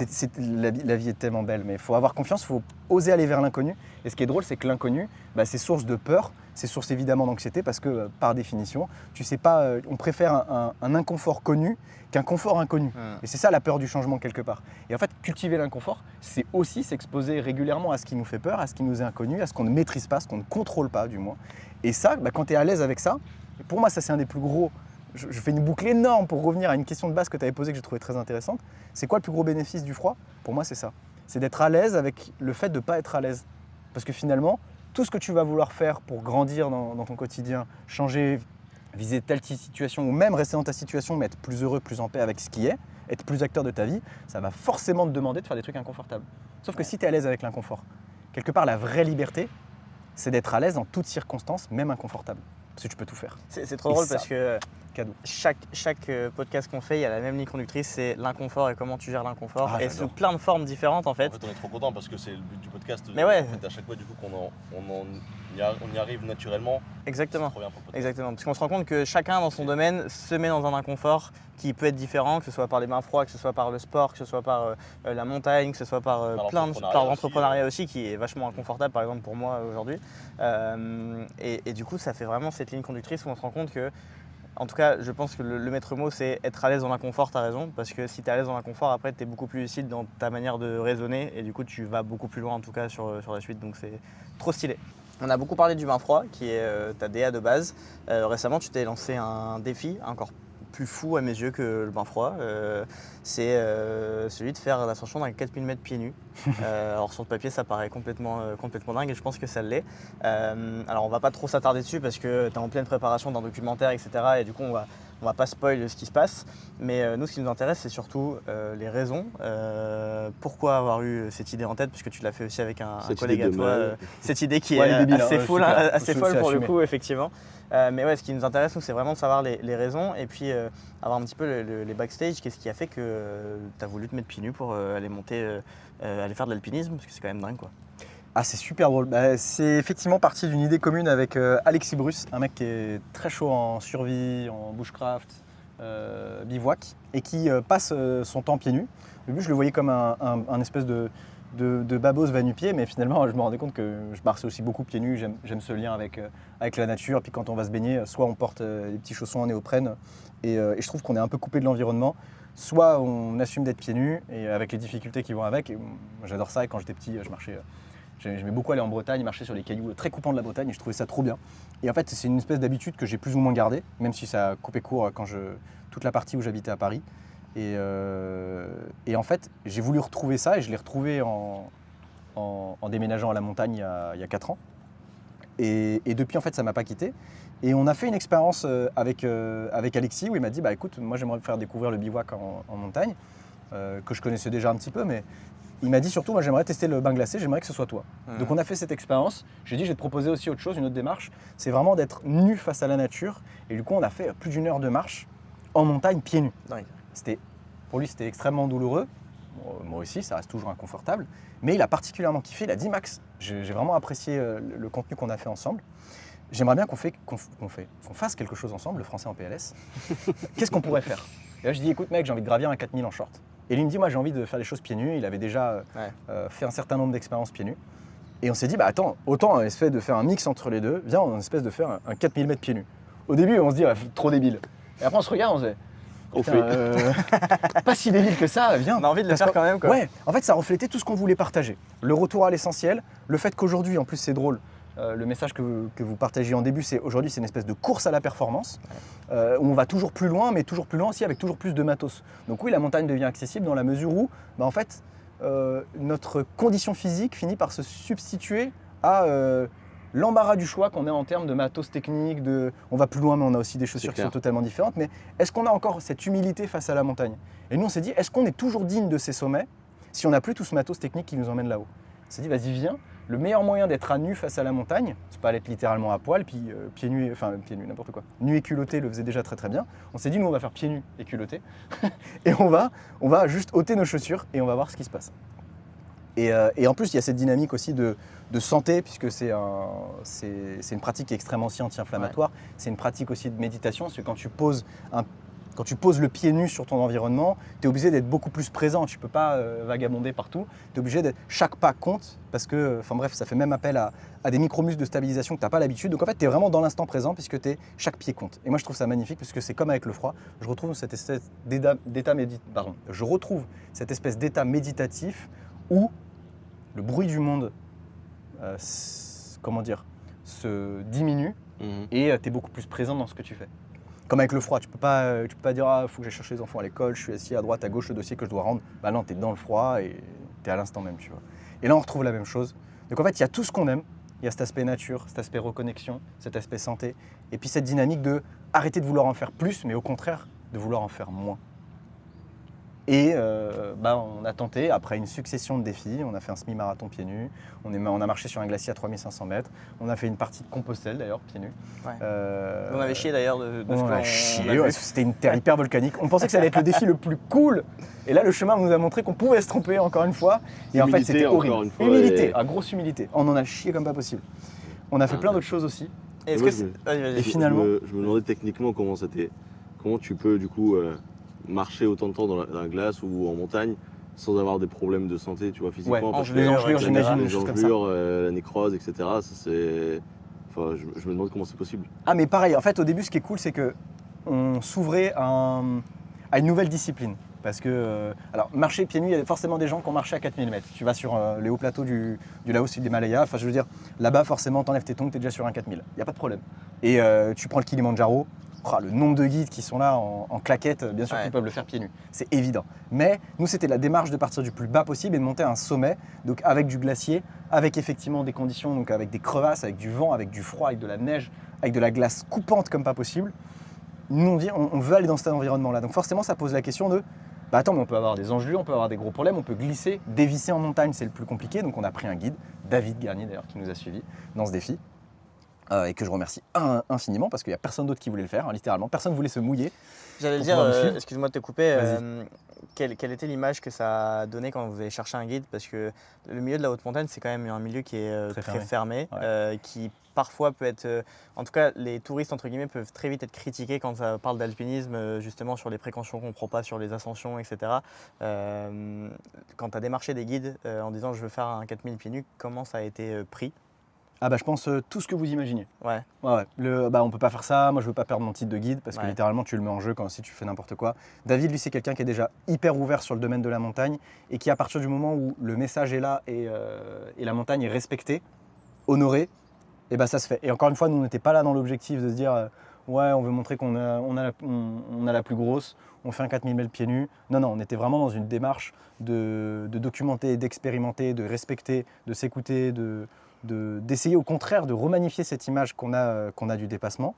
Et donc lui, ça a carrément collé. C'est d'ailleurs un guide, je ne sais pas si je peux en parler. Il a le projet d'amener la première personne tétraplégique Waouh, dingue. au sommet d'une grosse montagne. C'est fou. Dingue. C'est magnifique. Et tu vois, et dans cette démarche-là, il s'est dit, bah écoute les gars, moi je vous suis. Donc déjà incroyable, mais effectivement ça posait toutes les questions vis-à-vis de la sécurité et de l'aspect santé, est-ce qu'on se met en danger? Donc on est parti avec pas beaucoup d'expérience, à savoir qu'on marchait pieds nus depuis quelques années. Moi j'avais plus l'habitude de la glace et du froid, parce que forcément je marche pieds nus dans tous les écosystèmes, hein, même en Suède quand il fait moins 20 dehors, bah, je suis pieds nus quand je vais aller découper ma glace. Donc je pense que j'avais un petit plus à ce niveau-là, mais il fallait qu'on explore tout, comment préparer le corps, comment se sécuriser. Et en fait, on a tout exploré finalement comme des gens qui découvrent un nouveau domaine. Donc on a fait des erreurs, on a tenté des choses, et force est de constater que nos pieds nous ont emmenés bien plus loin que ce qu'on imaginait.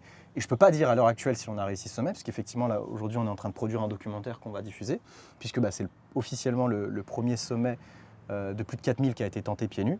Donc on en est très très fiers, même si grosse complication sur le terrain et on ne peut pas dire si on l'a réussi.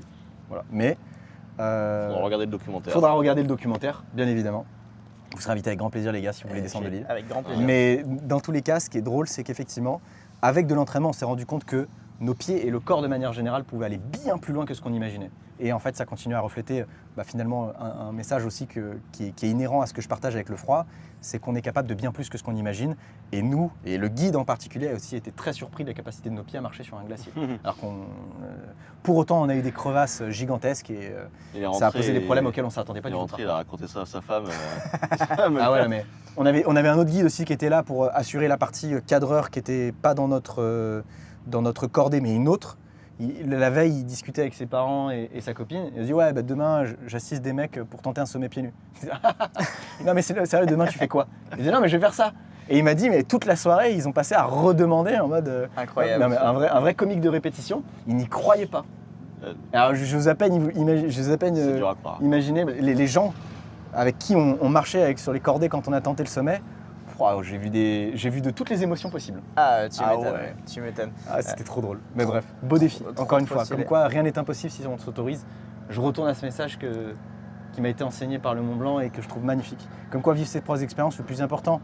J'ai envie de faire une petite parenthèse. Ouais. Le plus important, je dirais que c'est jamais l'expérience en elle-même, mais c'est ce qu'elle va t'apporter et c'est à quel point elle va te faire grandir. Moi, de ressortir du Mont Blanc avec la croyance de c'est pas le Mont Blanc le plus important, parce que tu vois, c'est comme un marathon. Ça se trouve un jour le Mont Blanc dira ouais, t'as fait sub 6 heures, tu vois. Ça aura plus aucun intérêt parce que trop de gens l'auront fait et auront démystifié la difficulté que ça représente. Même si le Mont Blanc c'est extrêmement compliqué. Je ne veux pas comparer à un marathon, mais extrêmement compliqué. C'est surtout ce que ça va t'apporter d'un point de vue personnel. Si tu te sens plus confiant après avoir tenté un marathon, parce que tu dis moi j'ai réussi, et que dans ta vie tu vas te dire mais attends, il y a plein de trucs que je pense impossibles, et finalement si je m'autorise, peut-être que je peux les réussir. Me lancer à mon compte, oser aller aborder cette fille ou ce mec avec qui j'ai trop bien envie de m'entendre et peut-être construire quelque chose, mais j'ose pas parce que j'ai les pétoches, aller faire tel projet, lancer telle chose ou autre. Si finalement ça te permet de réduire cette espèce de friction et cette peur de l'inconnu, en fait tu as tout gagné. Et on a tous nos sommets, et on a tous nos marathons dans notre quotidien. Et il faut aussi être capable, je pense qu'il y a des gens qui sont là et qui sont parfaitement incapables en écoutant ça et qui disent « mais moi c'est impossible de faire ça », mais c'est parce qu'aujourd'hui tu n'as pas suffisamment de preuves que tu en es capable. Commence par des petites choses, des petites victoires. Moi je vous rappelle que ma première petite victoire et ce qui m'a mené ici aujourd'hui, c'est d'avoir pris une douche froide. Ouais, c'est fou. Non, mais c'est nul. Pour beaucoup de gens, je dirais mais c'est insignifiant une douche froide. Sauf que moi à l'époque, si j'avais pas pris cette douche froide, je serais pas là en train de vous parler. Et j'aurais Génial. pas construit tout ça. Génial. C'est lunaire. Sur Tenter des choses. Sur l'aspect préparatif, parce que c'est aussi intéressant justement d'un point de vue entrepreneurial et préparatif d'un tel projet qui n'a jamais été fait. Déjà, vous aviez pour ambition du coup de faire, vous avez pour ambition de faire un documentaire, etc. Vous avez fait le choix de vous filmer vous-même ou est-ce qu'il y a quelqu'un qui vous a accompagné?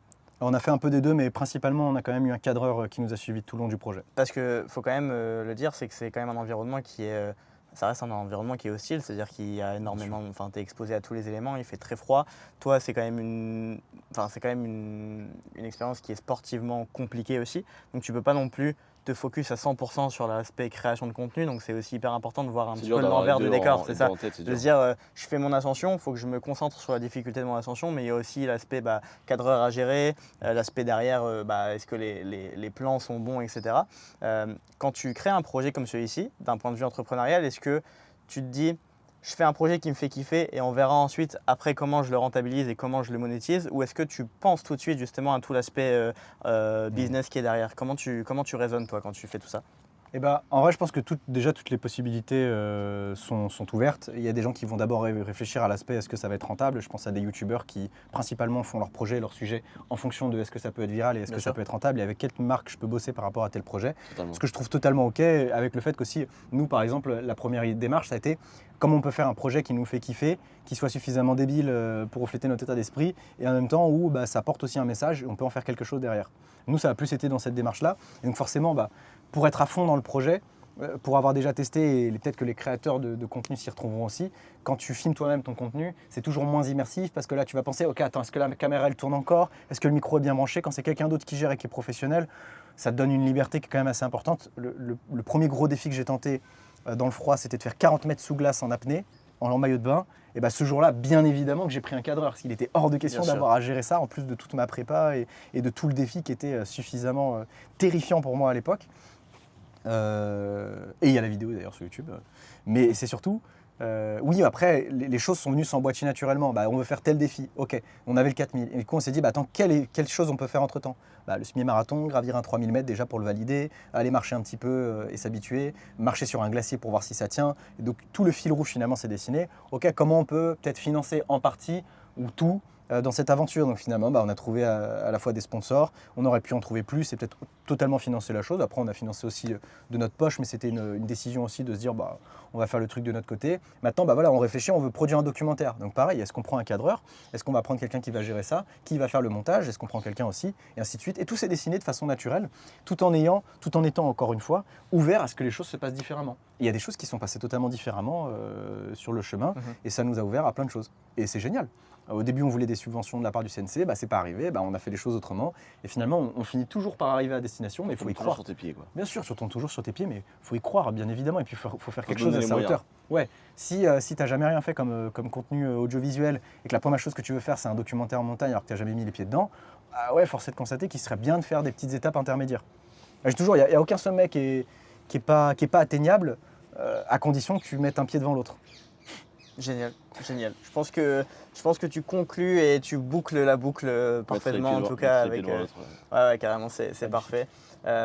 Pour faire le lien un petit peu avec cet aspect-là et un petit peu tout le sujet dont on parlait du podcast et un petit peu pour clôturer tout ça, avant que tu nous fasses vivre quand même cette expérience de bain froid, parce qu'il faut quand même qu'on la vive avec toi.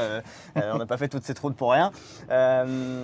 Nous, avec Kevin, ça nous tenait quand même à cœur, parce que on est quand même sur deux univers qui est complètement différents de base.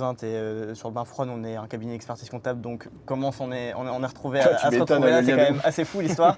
À la limite, si, je trouve que les experts comptables sont quand même vachement froids généralement. Pas Kevin. Mais pas Kevin, ouais, c'est ouf. On a bien chaud en plus ici, là. Mais en tout cas, on a effectivement la même conviction. Nous, c'est le fait de sortir de sa zone de confort. Ça fait partie du quotidien et il faut le faire pour pouvoir aspirer en tout cas à un quotidien qui est plus beau sur l'avenir. Donc nous, ça nous tenait à cœur, en tout cas sur cet épisode-là, d'offrir à ta communauté, en tout cas aux personnes qui te suivent et qui souhaitent se lancer dans n'importe quel type de projet, que ce soit un rêve complètement fou comme le tien, ou ouvrir un magasin de bonbons, ou peu importe le projet, de toute façon, ils sont tous très beaux. Nous, en tout cas, ça nous tenait à cœur d'offrir du coup un accompagnement en tout cas sur le lancement de cette boîte pour potentiellement les aiguiller pour que le lancement se fasse de la meilleure des façons. Donc en tout cas, n'hésitez pas, si jamais vous avez un rêve et que vous souhaitez le réaliser, que vous ne savez pas par où commencer, contactez-nous, vous dites que vous venez de la part de Maxime. Nous, c'est avec grand plaisir qu'on passera 1 heure de notre temps pour pouvoir vous aiguiller et faire en sorte que ça se passe dans la meilleure des façons, tout simplement. Pour clôturer cet épisode, moi je vais te poser une dernière question. Tu as fait un 4000 mètres ou pas, on verra, mais en tout cas pieds nus. Tu fais des bains froids, tu voyages un petit peu partout grâce à ça. Tu as fait en tout cas de ton rêve ton métier. Qu'est-ce qu'on peut te souhaiter maintenant pour la suite? J'adore cette question. Avant d'y répondre, si je peux me permettre, tu couperas ou pas comme tu veux dans la bande sonore, mais pour remettre du contexte par rapport à la valeur que tu proposes, c'est qu'effectivement aujourd'hui du coup, vous m'accompagnez sur la partie autant sur la partie expert comptabilité que sur du conseil aussi en stratégie. Donc quelque part, si aujourd'hui moi ma boîte elle évolue et comme toute histoire, j'évolue personnellement, donc il faut que mon entreprise suive aussi. Et du coup, c'est en partie aussi grâce à vous que ça me permet de faire les choses différemment, de concevoir aussi les projets différemment et de pouvoir tenter de nouvelles choses parce que ma structure elle évolue et comme elle grandit, ça laisse aussi plus d'espace. Et c'est aussi grâce à vous et c'est aussi grâce à vos conseils. Donc quelque part, ce qu'ils proposent, c'est aussi un audit de votre situation et de voir si ça peut vous contenir de monter telle ou telle boîte. Moi, vous m'avez été extrêmement utile pour choisir la structure qui va me permettre d'être le mieux par rapport aux équipes que j'ai aujourd'hui et par rapport aux personnes à qui je délègue. Et finalement, en plus de m'économiser beaucoup de choses, ça m'ouvre aussi beaucoup de possibilités que je n'avais pas imaginées. Donc ce qu'ils proposent, ça peut être pas mal pour des gens qui ont des projets qui veulent construire et qui veulent aussi la structure qui va derrière, parce que ça fait peur. Quand tu te lances dans l'entrepreneuriat, on dit monte ta boîte, il faut aller sur tel site du gouvernement. Là, tu t'étais paumé, tu te dis mais quelle case je coche ou pas. Et moi, les premières peurs, c'est de faire une erreur et de recevoir une facture de 3000 balles le mois suivant, alors que j'avais encore rien créé comme valeur. La phobie administrative, c'est une vraie phobie. Ah non, mais et puis c'est une phobie qui est réelle. Hein. Là, je veux dire, il y a des bases. Hein. Et puis c'est pas que de notre responsabilité. Alors là, pour le coup, j'ai le droit de rejeter un petit peu parce que l'administratif français. Mais bref, voilà. Donc ça peut faire peur. Moi, je trouve ça cool. Ils vous laissent la possibilité d'avoir un petit entretien avec vous et je trouve ça super chouette et c'est cool que vous le puissiez le proposer. Merci beaucoup, Maxime. Mais avec grand plaisir. Merci à toi pour la confiance. Les gars, c'est normal, on avance ensemble du coup maintenant. Et ouais, carrément. Ouais. Et du coup, j'ai oublié totalement ta question. Qu'est-ce qu'on te souhaite pour la suite, du coup, après tous ces projets fous où est-ce que tu veux aller? Qu'est-ce qui Une aventure que tu n'as pas encore expérimenté, que tu aimerais tester ou un genre de truc. Un cheminement personnel. Un objectif, ça peut être. Ça paraît bizarre, mais en fait, je regoute au confort d'être dans une situation qui est hyper profitable et généreuse en partage, en magie, en expérience. Et en fait, la seule chose que je me souhaite en vrai, c'est de continuer sur ma lancée, de continuer à être curieux, de continuer à oser l'inconfort et surtout de partager cette dimension comme on l'a fait là avec ce podcast. Et les gens ont pu goûter à des choses que je ne partage pas sur les réseaux parce que je me livre très sincèrement absolument pas autant. Mais d'ailleurs, un de mes projets qui va sortir à la rentrée, c'est justement de pouvoir livrer un peu plus de ce genre d'expérience, de parcours de vie à travers un podcast que je développe. Donc ça va être... Ça, moi, ça me fait trop kiffer. Vous l'avez vu, je pense, j'aime parler. Et d'ailleurs, je vais rebondir sur un truc que tu avais dit avant. J'étais extrêmement frileux et timide. Donc avant, pour moi, l'aisance avec les gens, c'était terrible. Un vrai cheminement, du coup, mais super cheminement, parce que en fait, ça te confronte. Les réseaux sociaux te confrontent de manière générale au regard des autres. Et puis ensuite, j'étais forcé de m'ouvrir, mais sauf que forcé de constater que oui, ça a été inconfortable, mais ça a été aussi libérateur. Parce que je me rendais compte que j'étais timide parce que j'avais peur du monde. Je me rendais compte que j'aimais pas les gens parce que je m'aimais pas moi-même. Mais il y a un truc qu'on dit, il y a un truc sur lequel on est d'accord, Kevin et moi, et c'est la première impression qu'on a eue de toi quand on t'a eu en appel la première fois, c'est que tu as un lien social qui est très fort, c'est-à-dire que tu mets très vite à l'aise, et du coup, il y a un truc qu'on dit souvent très quand on avenant, rentre. Ouais, très avenant, c'est ça. Ça fait forcément la différence quand tu rencontres quelqu'un, de rencontrer quelqu'un de souriant. On dit souvent, la première image qu'on a d'une personne, on se la fait au bout des 10 premières minutes. Si toi, tu arrives dans un appel ou qu'on te rencontre et que tu fais la gueule parce que, comme tu disais, tu as eu une mauvaise journée ou quoi que ce soit, très souvent, ensuite, on se crée un a priori sur les 10 premières minutes. Et c'est hyper important sur tout type de métier aussi, ça d'ailleurs. Et en tout cas, c'est vraiment ce que toi, tu as dégagé quand nous, on t'a rencontré, c'est le fait d'être avenant, souriant, etc. Et ça, c'est hyper inspirant parce que rien que la manière dont tu t'exprimes, etc., il y en a qui payent pour pouvoir apprendre aussi à s'exprimer en public, etc. Acheter ma formation aisance. Mais du coup, hyper intéressant et c'est trop cool de voir le cheminement en tout cas de A à Z. Ce que je te propose pour qu'on finisse, tu le disais tout à l'heure, tu fais des immersions givrées. Et d'ailleurs, pour les entrepreneurs qui nous écoutent ou pas d'ailleurs, si jamais vous souhaitez vivre un peu ce que Maxime Frost fait au quotidien, mais dans des conditions encore plus extrêmes, vous allez en Suède si je ne dis pas de bêtises, c'est quelque chose que Maxime fait pendant l'hiver. Il vous emmène du coup pour pouvoir vivre justement toutes ces aventures avec lui et vous plonger dans le bain froid pour le coup. Nous, on aimerait bien juste du coup vivre, alors à notre échelle, parce que là il fait très beau et très chaud, mais l'eau est froide, je vous garantis là où on est. Cette expérience avec toi. Donc on va clôturer le podcast maintenant, mais j'aimerais bien qu'on vive la chose comme si on était en séminaire avec toi, qu'on fasse l'immersion avec toi de A à Z, que tu nous fasses les explications nécessaires pour pouvoir contrôler tout ça, et puis ça permettra un petit peu aux gens d'avoir un premier avant-goût. Ah, trop stylé, avec grand plaisir les gars. Trop bien. On n'aura pas besoin de mettre des conditions extrêmes parce que l'eau a l'air suffisamment fraîche, même si inconfortable, peut-être pour vous, quoique à Lille, avec les conditions que vous avez, je pense que on est vous n'avez pas de l'eau très chaude. Ouais, trop bien. Mais pour autant, avec grand plaisir les gars. Super. En tout cas, merci pour à la fois merci à toi. cette opportunité, votre écoute, et puis de m'avoir permis aussi de partager. Avec grand plaisir les gars. Parfait, on va se partager mettre tout ça en maillot de bain. En condition. C'est parti. Let's go, allons cultiver l'inconfort. J'avoue que c'est très fou ça. Bon bah Maxime, on est tout à toi. J'adore, les gars, me dites pas ça. Il y a une sortie un petit peu. C'est la température. La température, ouais. Ne fais pas semblant. Non, ouais. Ah, il est glacé les gars. Ah, Ça va aller imaginé ça. Tu vas t'en Ah, je sais pas, moi j'aime pas l'eau froide, hein, je vous le dis. Moi, mon job c'est juste de plonger les gens dans le froid. Bon. On va faire un truc que j'aime bien. C'est juste montrer à quel point le corps il est déjà capable de se préchauffer, de se préparer. Là, si vous vous détendez un petit peu, vous recentrez sur vous. Faites un petit check-up de comment vous vous sentez. Des tensions, de votre état physique, émotionnel. Est-ce qu'il y a un peu d'appréhension? Est-ce qu'il y a un peu d'enthousiasme à l'idée de faire cette chose-là? Et surtout, des tensions un peu. Généralement, on se rend pas compte, mais c'est vrai qu'on est. Je trouve que parfois, on est un peu trop raplapla au quotidien, tu vois. Et on n'a pas 100% des capacités physiques. Et moi, j'aime bien préparer un peu le corps. Et donc, on va le préparer physiologiquement. Et on va activer la circulation sanguine, la lymphe. Et on va préparer ce qui va arriver dans l'eau. Parce que quand on va arriver dans l'eau, notre système cardiovasculaire, il va beaucoup travailler. Et quelque part, lui ouvrir un peu la voie. Vous allez voir que ça va tout changer par rapport à l'expérience. Ce qu'on va faire, c'est un truc un peu bizarre, c'est qu'on va faire du tapping. On va commencer à se taper dessus. Donc on prend sa main, on fait comme un espèce de tirer tac comme ça, et on va taper au-dessus du bras. Voilà. Et là c'est la petite claque. Bon là il faut pas que quelqu'un passe à côté parce qu'on va nous prendre. Ouais vas-y, mais c'est qui ces femmes là? On va faire au-dessous du Juste à bras. côté du beau panneau. Ouais, on va faire l'essai. Ouais, un petit panneau par exemple, baigner à l'intérieur. Je check juste que tout est bon, bougez pas. On est bon. Qu'est-ce que tu fous? Ouais, ouais. Il y a marqué baignade autorisée. Baignade autorisée. Chat GPT fait des miracles. Ouais, j'adore. Et ça picote un peu, et si on descend sur les flancs, là ça pique un peu. Effectivement, ouais. Et si ça pique, ça veut dire que ça marche. Et du coup, on fait l'eau doigt. Donc on va dessus, dessous. On s'arrête bien sur les coudes, sur tout ce qui va être articulation. Pareil, hop, on fait l'aisselle, on redescend sur le flanc, ça picote. Mais on sourit. Ça peut être un bruit suspect si t'as pas l'image. Ah ouais, bien sûr. Ah, je pense Ouais, que sur Spotify, on ne mettra pas celui-là. c'est un peu comme le tennis féminin, si tu fermes les yeux. Si vous avez l'arrêt, les clavicules, les pecs, le bidou, l'aine, sans toucher les noisettes. On redescend sur les cuisses, les genoux, l'arrière, les jambes, on remonte, les fesses. On peut se faire la nuque, le cou, la tête.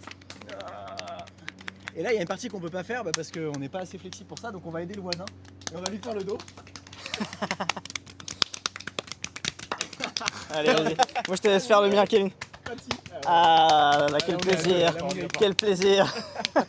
Et quand on fait ça alors qu'il fait moins 15 dehors, on est sur un lac gelé, c'est sûr, ça garanti, arrive, là. l'ambiance elle est différente. Je sens. Mais ouais, et si vous faites juste un petit comparatif, il y a une minute comment on se sent là. Carrément, c'est beaucoup plus chaud. J'ai l'impression qu'on se sent plus réveillé, plus. Et quand il fait moins 20 dehors, je vous garantis, ça crée une quantité de chaleur colossale et en plus on se sent beaucoup plus apprêté. Et moi j'adore aussi juste sauter sur place, laisser les épaules vacantes comme ça, et ça c'est du shaking. Ça c'est pareil, ça permet d'activer la circulation sanguine, de détendre aussi tout le corps pour les gens qui sont un peu nerveux. Ce qu'on vient de faire là c'est absolument magnifique. Et ce qui est drôle c'est que c'est des techniques qui sont transposables à plein de choses, tu vois. Pareil là on fait ça, juste on laisse les bras vacants et c'est les épaules qui tournent et c'est les bras qui suivent le mouvement. Et si on tourne assez vite, c'est comme le jouet qu'on avait en fond là. Elle est artificielle, elle est debout et le bâton. Si on tourne assez vite, les bras ils montent tout seuls. Pareil, on va en faire un autre. C'est on va lever les bras quand on inspire, comme ça. Et quand on expire, on appuie par terre.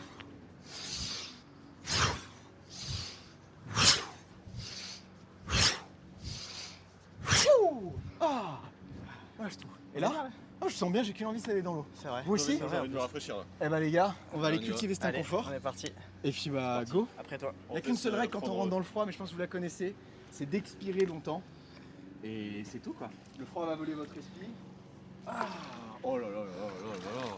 Alors tu vois, on a débuté notre premier épisode au Canada dans un bain froid. Ce qui me fait rigoler, c'est qu'on n'a vraiment pas fait du tout ça avant de rentrer dedans. Ah non, on a. Non, mais au début c'est normal, peu on rentre comme, comme des bourrins. Et effectivement, elle est pas chaude, hein. Ouais, non, ça va. Non, elle est bien fraîche. Je vous ai pas choisi n'importe quoi. Je pense qu'elle va pas descendre beaucoup plus que ça. Ouais. Donc si vous Je voulez, pense on que reste là dans un périmètre un peu, Très bien. un peu cool et confortable. Parfait. Et quand vous le sentez, vous allez compter jusqu'à 3. À 2, on prend une grande inspire et à 3, on s'immerge jusqu'où on peut. Allez, Ça je vous te va laisse faire le décompte. Bah allez-y, à vous, je Allez. vous laisse l'honneur. 1, 2 et 3. Ah, j'adore quand c'est la respiration, Ah, c'est c'est- comme ça, j'aime bien. Ça fait du bien. Ça rafraîchit. Ça hein. fait du bien, Et, ça rafraîchit. C'est pas déplaisant. Ah, c'est pas déplaisant, hein. C'est pas déplaisant, ouais, effectivement. Tu recommanderais de faire combien de temps de bain froid pour quelqu'un qui commence? J'adore. Bah écoute, une bonne technique pour les débutants, c'est de respecter la règle des 1 minute par degré. 1 minute par Je degré. trouve que c'est très bien. Alors après, fait, il y a beaucoup plus de paramètres à prendre en compte, ne serait-ce que la température extérieure, s'il y a du vent, s'il y a du courant dans l'eau, s'il y a du soleil, notre propre capacité physique, si tu as bien dormi, si tu n'es pas fatigué, si tu as l'habitude aussi. Mais après, en fait, tu joues avec des paramètres qui sont différents à partir du moment où tu te rapproches des températures qui sont en dessous des 5 degrés. Parce que nous, les eaux les plus fraîches qu'on fait, c'est 0,1 degré, c'est-à-dire qu'en dessous, l'eau, elle se solidifie, ça devient de la glace. Et ben là, on reste pas 0,1 seconde, tu vois. Bien sûr. Si on doit transposer un Bien peu sûr. cette règle, on est capable de rester plusieurs minutes, voire beaucoup plus. Mais après, c'est avec c'est des fou, outils, des techniques différentes et une l'entraînement appréhension du aussi. froid et de l'entraînement, bien évidemment. Ouais. Pour autant, des gens qui n'ont jamais fait de froid extrême, en un week-end, moi sur mon format d'immersion givrée que je fais dans les Alpes françaises, on est capable de faire ce que moi j'ai fait en 1 an et demi de parcours, c'est-à-dire d'aller se tremper le cul dans un lac gelé, donc de briser la glace, il y a 20 cm de glace, et tout le monde y va. Et Ce pas que je qu'une trouve fois, ça fou, c'est que j'ai regardé un peu les immersions, t'as monsieur et madame tout le monde en fait, bien sûr. qui se lancent tout âge. C'est hyper impressionnant comme ça peut aussi rassembler autour d'un Ouais. concept. Mais si je dois vous partager un truc, parce qu'en fait dans l'entrepreneuriat on dit souvent définir son persona et tout, et moi j'ai fait tout l'inverse, c'est-à-dire que j'ai été moi-même et j'ai laissé les gens qui me ressemblent venir à moi. Et Ouais. moi je trouvais que c'était la meilleure façon de faire, parce que en fait tu vas aider les gens qui sont dans ta situation il y a quelques années, involontairement. Tout comme tu deviens la personne que tu aurais aimé avoir à tes côtés quand tu étais enfant et que ça allait pas bien. Aujourd'hui, t'as une La super marque. grosse en vrai, porte ouverte. c'est trop Et bien. bah oui, parce que c'est une marque en fait personnelle basée sur ma propre identité que je ne fourvoie pas ou que je n'amplifie pas. La plupart des gens ils sont pas authentiques parce qu'ils jouent un rôle et tout. Enfin, je sais pas comment vous me considérez en vidéo et là dans la vraie vie. Non, mais c'est J'essaie pareil. d'être exactement la même Bien personne. sûr. Et du coup en immersion, j'ai rencontré finalement des gens. Je me dis le persona s'est défini lui-même. C'est-à-dire que généralement c'est des gens qui au quotidien sont conscients qu'ils méritent d'être un peu plus acteurs de leur vie, qu'ils ont des capacités insoupçonnées, qu'ils ont envie d'explorer, se rendre compte de quoi ils sont réellement capables, se rendre compte qui ils sont aussi réellement, c'est se trouver soi-même, finalement être plus heureux et plus confortable aussi au quotidien en faisant le choix de l'inconfort. Donc finalement j'ai que des gens qui ont envie de se trouver, de faire le même chemin que moi, pardon. En fait c'est très peut-être égoïste, mais finalement c'est généreux, parce que moi je trouve que la générosité c'est de l'égoïsme éclairé, c'est-à-dire que si tu donnes tu reçois, et à la fois si tu te donnes à toi-même tu peux encore plus donner aux autres. Et donc en fait ces gens-là, moi en cheminant, ça a attiré des gens qui ont envie de faire le même chemin, et aujourd'hui je peux les aider parce que je me suis aidé. Moi je trouve que ça c'est la voie royale de l'entrepreneuriat, quoi. C'est tu grandis et les gens t'observent et se disent ah je vais faire la même chose, et tu les fais grandir aussi. T'as le meilleur impact Ouais, c'est sur fou. le monde. C'est fou. possible. C'est gratifiant. Mais tellement gratifiant. Et tu vois, souvent on dit qu'un business il marche bien quand il paraît logique. Tu vois, quand si je mets en parallèle, tu vois, celui qui a imaginé PayPal, celui qui a imaginé Amazon, etc. Tout ça, c'est quelque chose de. Maintenant, ça te paraît logique. En fait, on se dit pourquoi on n'y a pas pensé. Bah, toi, je t'imagine pas faire autre chose. En fait, ça me paraît logique que tu fasses ça parce que ça colle bien à ta personnalité, à ce que tu véhicules. Alors, c'est peut-être lié maintenant avec tout le travail que tu as fait. Mais du coup, trop bien que tu en sois là parce que ça colle. Ah mais mec je suis d'accord, plus c'est fluide, mieux c'est quand même. Carrément. Plus ça te ressemble et plus t'es... Puis ça va continuer à Peut-être l'énergie monter, au ça va quotidien. continuer à intéresser les gens, ça va. Il n'y a pas de doute là-dessus. c'est sûr. Je suis convaincu que ça va C'est sûr. continuer à grandir. Bah, bien sûr. Et vous les gars, c'est quoi votre zone de génie? Notre zone de génie. Ah, Je chacun toi d'abord. pose ses questions. Toi d'abord. Bah, moi, la zone de génie, c'est d'essayer de pousser les gens à. Devant le panneau, béni Ouais. interdit. Moi, ma zone de génie, c'est difficile à dire. Ça, c'est une bonne question qu'on m'a jamais posée. Ah bah tant mieux, c'est une bonne question. Alors, Non, la zone de génie. dans quoi c'est- t'es bon et que pour les autres ça leur demande une énergie considérable? Hmm. C'est difficile de répondre à ça pour soi-même. Genre moi ça me paraît logique de répondre pour Kevin, tu vois. Eh bah tu sais quoi, eh bah, faites-le, parce que c'est vrai que c'est difficile de trouver pour soi, mais je suis sûr que vous le savez déjà pour l'autre, En vrai, que vous connaissez bien. Kevin il a un don. De toute façon, pareil, il fait ce métier, c'est pas pour rien pour moi. C'est que, tu vois, moi j'ai tenté plein d'expériences entrepreneuriales avant et ça a toujours été très compliqué, ça me paraissait insurmontable. Kevin il a un don pour rendre tout ça facile et tout ça logique, tu vois. Et je dis pas ça parce que c'est mon associé, mais si demain je venais à devoir créer une boîte, je me serais vraiment rapproché de lui. Parce qu'en fait, il a cette pédagogie pour te mener là où il veut faire comprendre les choses assez facilement. Et ça, il a vraiment une pédagogie et une patience qui est assez poussée, quoi. Ouais, merci. En vrai, c'est hyper, hyper flatteur. Et pour Simon, je pense qu'il le sait au fond de lui, mais c'est ce qui fait notre différence et notre complémentarité. Ce que j'admire chez lui, c'est le fait d'y aller, quoi. En fait, où moi je suis logique et du coup je me pose pas mal de questions. Lui teste des trucs et voit comment ça prend. Et aussi cette faculté de toujours fait, sortir de sa zone de confort, mais que ce soit pro ou que ce soit perso, il se satisfait jamais de ce qu'il a et ça, c'est hyper. En fait, il rend facile l'inconfort aussi, cet aspect-là sur l'aspect pro. C'est beau. J'adore. On a Incroyable. un cerveau et au moins on a des pieds. Exactement. Ah, ça fait un beau duo, les gars. Logiquement, il nous manque le buste, mais on le trouvera. On le trouvera. Peut-être que le buste, en fait, c'est la complémentarité, c'est les clients avec qui vous bossez. Ah, c'est beau ça. Carrément, Carrément. ça Carrément. forme un trio, toujours une trinité. C'est bien dit. Magnifique. Bah écoute, t'as parfaitement Eh bah, les clôturé gars, tout avec ça. grand plaisir. Merci si vous beaucoup avez Maxime, passé un merci super pour moment. Merci tout. à toi C'était pour trop bien. ça. Ah, C'est trop bien. Et on est limite trop bien en fait dans cette eau. Hein. Ce serait bien resté. Merci infiniment d'avoir écouté cet épisode. Si jamais il vous a plu ou vous a inspiré, pensez à vous abonner et à laisser un petit commentaire au podcast. C'est un petit geste qui fait toute la différence pour nous et qui nous permet de continuer à recevoir des invités exceptionnels. Aujourd'hui, Maxime nous rappelle qu'on ne progresse pas en évitant l'inconfort, mais en apprenant à le traverser. Que ce soit face au froid, en montagne ou dans la vie, c'est souvent de l'autre côté de nos limites que se trouvent nos plus belles découvertes. Moi, je vous donne rendez-vous la semaine prochaine pour un nouvel épisode dans lequel nous recevrons Lucas Vandenande, alpiniste expert de l'Himalaya. À très vite.